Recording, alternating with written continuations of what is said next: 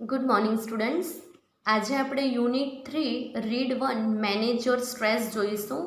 Manage means નિયંત્રિત કરવું અને સ્ટ્રેસ એટલે ટેન્શન, તણાવ. તમારા તણાવને નિયંત્રિત કરો.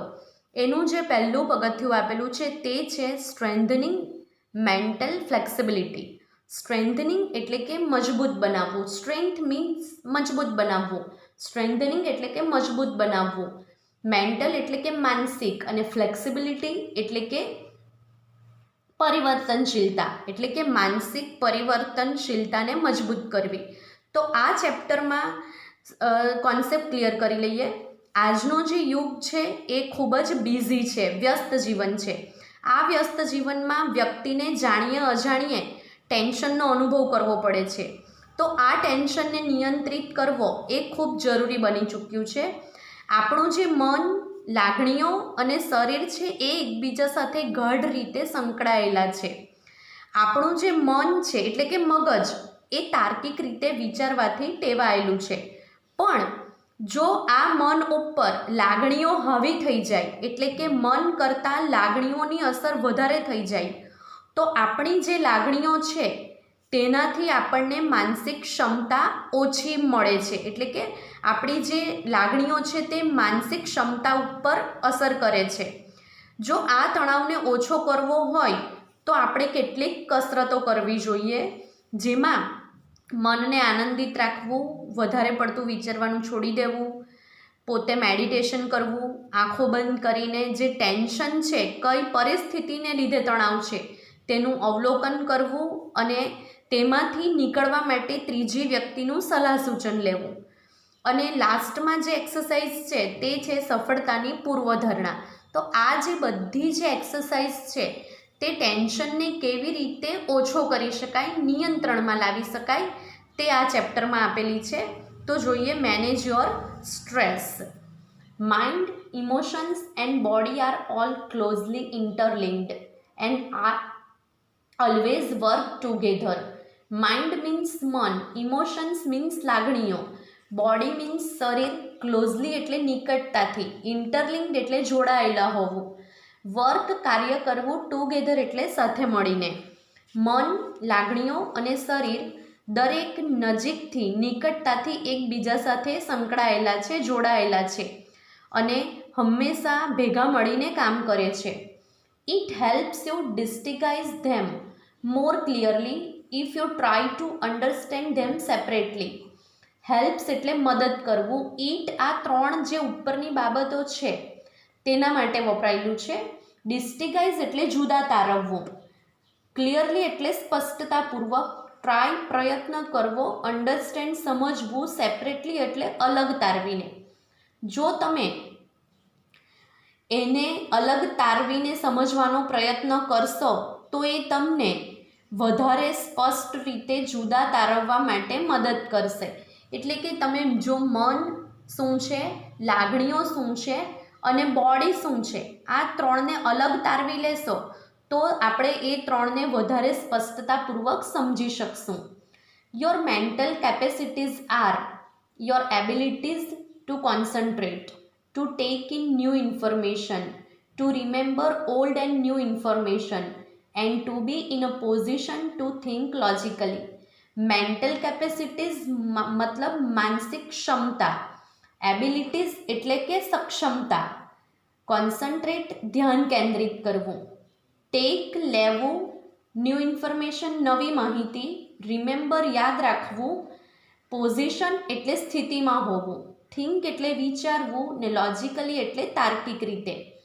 તમારું મન, તમારી જે માનસિક સક્ષમતા છે તેને કારણે તમે એક વસ્તુ ઉપર ધ્યાન કેન્દ્રિત કરી શકવા માટે ક્ષમતા કેળવો છો, નવી માહિતી લઈ શકો છો, નવી અને જૂની માહિતી યાદ રાખી શકો છો અને તમે તાર્કિક રીતે વિચારવાની સ્થિતિમાં હોઈ શકો છો.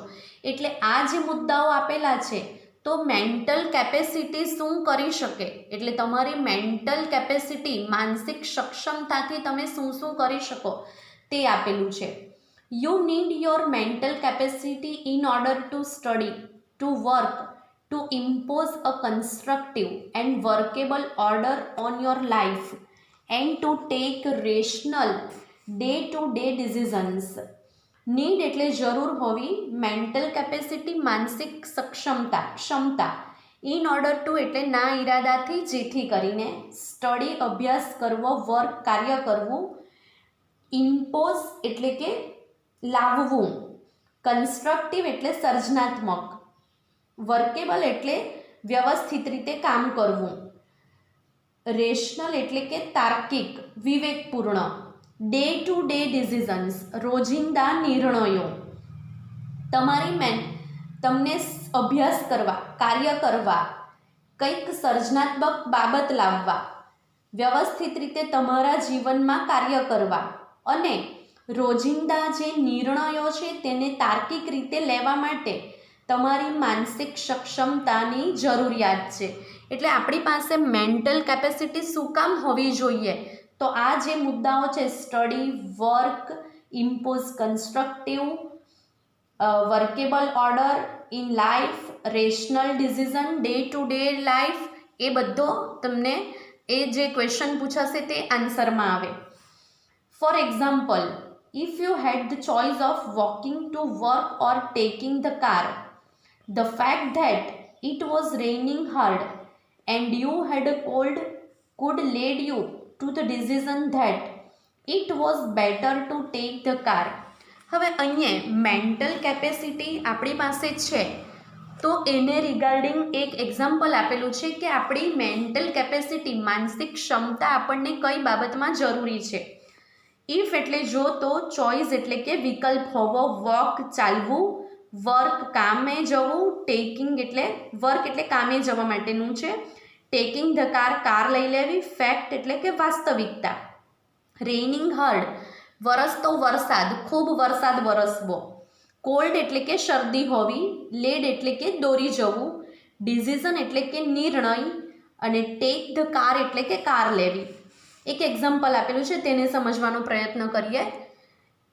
દાખલા તરીકે, જો તમારી પાસે કામે જવા માટે ચાલતા જવું અથવા તો કાર લેવી એવા બે વિકલ્પો છે અને વાસ્તવિકતા એ છે કે વરસાદ ખૂબ વરસી રહ્યો હતો અથવા વરસાદ ખૂબ વરસે છે અને તમને શરદી પણ છે, તો એ નિર્ણય ઉપર તરફ તમને દોરી જશે કે કાર લેવી વધારે સારું છે.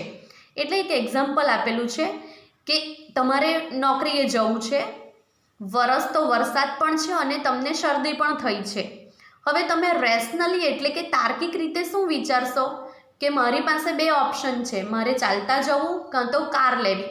તો વરસતો વરસાદ પણ છે અને તમને શરદી પણ થઈ છે, તો આપણે જો રેશનલી એટલે કે તાર્કિક રીતે વિચારીએ તો ઓબ્વિયસલી આપણે કારનો વિકલ્પ પસંદ કરીએ. આ કોના આધારિત છે? તો આપણી મેન્ટલ કેપેસિટીના આધારિત છે. That would be a rational decision based on the current circumstances. Rational એટલે તાર્કિક, ડિસિઝન એટલે નિર્ણય, બેઝડ ઓન એટલે ના પર આધારિત, કરંટ એટલે તાજેતરની અને સર્કમસ્ટાન્સીસ એટલે પરિસ્થિતિઓ. અને તાજેતરની પરિસ્થિતિને આધારિત આ એક તાર્કિક નિર્ણય ગણાયો. કયો? Car લેવાવાળો. The mind is the rational, logical part of you that helps you to make unemotional choices, to store and retrieve information, and to order and calculate. Mind એટલે મન, rational એટલે વિવેકપૂર્ણ, logical એટલે તાર્કિક, part એટલે ભાગ, help means મદદ કરવી, unemotional એટલે બિનભાવાત્મક, choices એટલે વિકલ્પો, સ્ટોર એટલે સંગ્રહ કરવું, રિટ્રીવ એટલે ભૂલાઈ ગયેલું, ટુ ઓર્ડર એટલે વ્યવસ્થિત રીતે ગોઠવવું અને કેલ્ક્યુલેટ એટલે કે કેલ્ક્યુલેશન કરવું, ગણતરી કરવી. મન આપણો એક વિવેકપૂર્ણ અને તાર્કિકપૂર્ણ ભાગ છે જે તમને બિનભાવાત્મક વિકલ્પો, માહિતીને સંગ્રહ કરવો, ભૂલાઈ ગયેલી માહિતીને યાદ કરવી, એને વ્યવસ્થિત રીતે ગોઠવવી અને એની ગણતરી કરવી એ કરી આપવામાં મદદ કરે છે. એટલે કે મન આપણું શું કરે છે, મનનો માઇન્ડનો પાર્ટ શું છે, તો એ આપેલું છે કે આપણે જે તાર્કિક નિર્ણયો છે તે લઈ શકીએ છીએ. બિનભાવાત્મક એટલે કે લાગણીમાં ન વહી જઈને આપણે નિર્ણય લઈ શકીએ છીએ. It is the counter part to the emotions. Counter part એટલે અડધો ભાગ, એ આપણી લાગણીઓનો અડધો ભાગ છે. એટલે આ વાક્યમાં એવું કીધું છે કે મનથી વિચારવું એ સંપૂર્ણપણે લાગણીહીન થઈને વિચારવું એવું નથી. મન જે વિચારે છે એ પ્રમાણે આપણે કાર્ય કરવું જોઈએ, ન કે ભાવનાઓમાં વહી જઈને. A good example of the interaction between mind and emotion is exam nervous. Mind એટલે મન, ઇમોશન એટલે લાગણીઓ, ને નર્વસ એટલે ગભરાટ થવો. સૌથી સારું ઉદાહરણ એ મન અને લાગણીઓ વચ્ચે પરીક્ષાનો ગભરાટ છે. એટલે મન શું કહે છે અને લાગણીઓ શું કહે છે, તો એ માટે એક અહીંયા ઉદાહરણ આપેલું છે પરીક્ષાના સમયનું. Your mental capacity has હેલ્પ્ડ you written what you have revised. You know your stuff, but when you enter the exam room and start getting emotional by expecting difficulties and imagining failure, all of a sudden the carefully stored information is no longer available. હવે અહીંયા એક ઉદાહરણ આપેલું છે કે જ્યારે exam time હોય છે ત્યારે આપણું મન શું કહે છે અને આપણી લાગણીઓ શું કહે છે. મેન્ટલ કેપેસિટી મીન્સ માનસિક સક્ષમતા. હેલ્પ મીન્સ મદદ કરવી. રિટેન એટલે જાળવી રાખવું. વોટ યુ હેવ રિવાઇઝડ તમે જે કંઈ પણ પુનરાવર્તન કર્યું છે એ બાબત. You know your stuff means તમે શું લખવાનું છે તે જાણો છો, એનો મતલબ એવો થશે. એન્ટર મીન્સ પ્રવેશ કરવો. એક્ઝામ રૂમ એટલે તમારો એક્ઝામનો હોલ.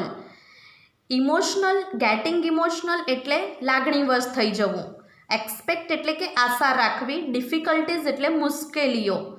ઇમેજિનિંગ એટલે કે વિચાર કરવો, વિચારણા કરવી. ને ફેલિયર એટલે કે નિષ્ફળતા. ઓલ ઓફ અ સડન એટલે એકાએક. કેરફુલી એટલે કે કાળજીપૂર્વક. સ્ટોર્ડ એટલે સંગ્રહાયેલી. ઇન્ફોર્મેશન મીન્સ માહિતી. ને નો લોંગર અવેલેબલ એટલે બહુ લાંબા સમય સુધી ન હોવું. તમારી માનસિક સક્ષમતા તમે જે કંઈ પણ રિવાઇઝ કર્યું છે, પુનરાવર્તન કર્યું છે, તેને જાળવી રાખવામાં મદદ કરે છે. એટલે આપણે એક્ઝામ પહેલાં જે કંઈ પણ પ્રિપેરેશન કરી છે, તૈયારી કરી છે, પુનરાવર્તન કર્યું છે, એ કોને લીધે સચવાઈ રહી છે? આપણી માનસિક ક્ષમતાને લીધે. તમારે શું લખવાનું છે તે તમે જાણો છો, પણ જ્યારે તમે એક્ઝામ હોલમાં પ્રવેશો છો અને લાગણીવશ થઈને તમારી માર્ગમાં નિષ્ફળતાનો વિચાર કરો છો અને મુશ્કેલીઓની આશા રાખો છો, તો એકાએક જે કાળજીપૂર્વક સંગ્રહાયેલી માહિતી છે તે લાંબો સમય ટકતી નથી. આ એક્ઝામ્પલ આપેલું છે કે આપણી પાસે રિવાઇઝ કરેલું બધું જ મટીરિયલ આપણા મનમાં છે, પણ જ્યારે તમે એક્ઝામ હોલમાં પ્રવેશો છો અને વિચાર કરો કે અરે હું કદાચ ફેલ થઈ જઈશ અથવા તો મારા માર્ક ઓછા આવશે, તો તમે ટેન્શનમાં આવી જાઓ છો અને એને કારણે જે સવાલનો જવાબ આવડતો હોય તે પણ એકાએક આપણને ભૂલાઈ જાય છે અને આપણા મનમાં લાંબો સમય ટકતો નથી. Your emotions have bear the way to your inner information store. Emotions એટલે લાગણીઓ. બેર્ડ એટલે અવરોધવું. વે એટલે તમારો રસ્તો. ઇનર એટલે આંતરિક. ઇન્ફોર્મેશન એટલે કે માહિતી. અને સ્ટોર એટલે સંગ્રહાયેલી. તમારી જે આંતરિક માહિતી સંગ્રહાયેલી છે તેને ઇમોશન, તમારી લાગણીઓ અવરોધે છે. એટલે આપણી અંદર જે માહિતી ભરેલી છે, જો આપણે ઇમોશનલ થઈ જઈશું, લાગણીવશ થઈ જઈશું, ભાવાત્મક થઈ જઈશું, તો વધારે આપણને લાંબો સમય ટકવાની નથી. Do you find yourself reacting in any of the following ways? React એટલે પ્રતિક્રિયા આપવી. શું તમે તમારી જાતને નીચેની કોઈ પણ પ્રતિક્રિયામાં જોવા માટે સક્ષમ છો? એટલે કે તમે નીચે જે મુદ્દાઓ આપેલા છે તે તમારી જાત ઉપર તમે જાતે એપ્લાય કરી જુઓ કે મારા કયા મુદ્દાઓમાં રાઈટ ટીક આવે છે, એટલે કે હું આ કયા મુદ્દાઓમાં ફિટ બેસું છું.